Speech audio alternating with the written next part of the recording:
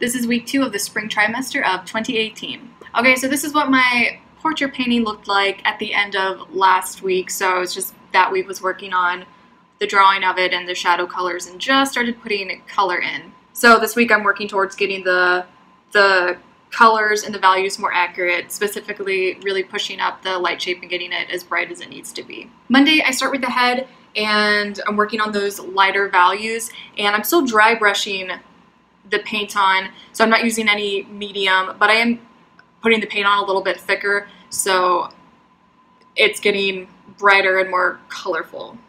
Tuesday I start working down the body and also going back up into the face to work on the shadow shapes, getting them a bit richer and more accurate. Wednesday, doing the same thing, I go back up to the face and working on getting the light shape brighter, and as I'm getting light shapes brighter, also working on getting the drawing more accurate.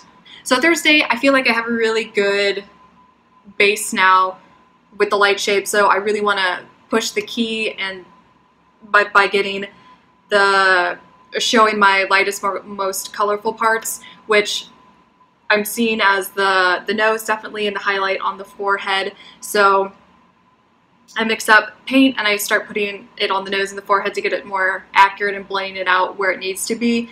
And so far, I think that looks like that might be the key. I probably still have room that I can push it brighter if I want to later on. But for now, working on the other lights, I can really base everything off of the nose and that highlight on the forehead.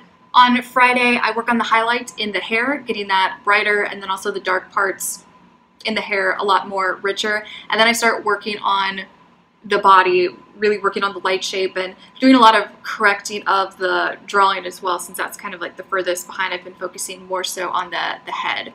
And so for developing this portrait painting, what I've been doing is starting with the shadows and working out the drawing and getting the shadows to be as rich in the right value that I think they are, and then I move on to the lights and I start working up the values there. And as I'm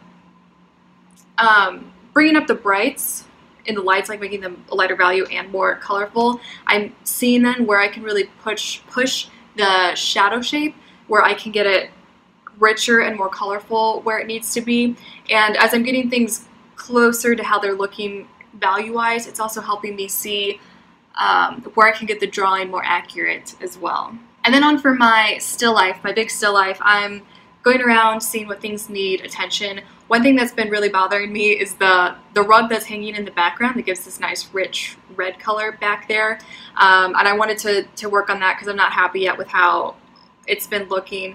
So what I've been doing with the pattern on it, well, first, when painting the rug, I would just get the basic kind of wrinkles in it where you see where the light hits, like the big wrinkle where the light's hitting it, and then everything else kind of goes in shadow from there. But just keeping like that with those flat colors, I didn't like how that look. I felt like it needed more, but I want to balance it out because I know it has a pattern on the rug, but I don't want that to be the focus of the painting either. I just want it to be this nice thing in the background that's beautiful, but it's not distracting from the main focus. So I did start pulling the pattern of the rug out, and I would pull it out a lot so I can see the drawing and making sure I'm getting the shapes and the pattern correct. And then I would push it back in. So I would mix up a lot of variations of the colors that I'm seeing, but the variations of the colors that I'm making are subtle shifts and differences. So I would pull the pattern out kind of a lot so I could see it, and then with those more subtle variations I could push it back in so it wasn't getting too much attention, but where you do see certain things come out, I wanted to show that subtly. So yeah, definitely with the rug, it's been kind of pulling things out and then pushing them back in and pulling things out and pushing them back in and kind of going back and forth until it gets a nice happy medium. And I've been doing that with other things in the painting as well, like working on the papers.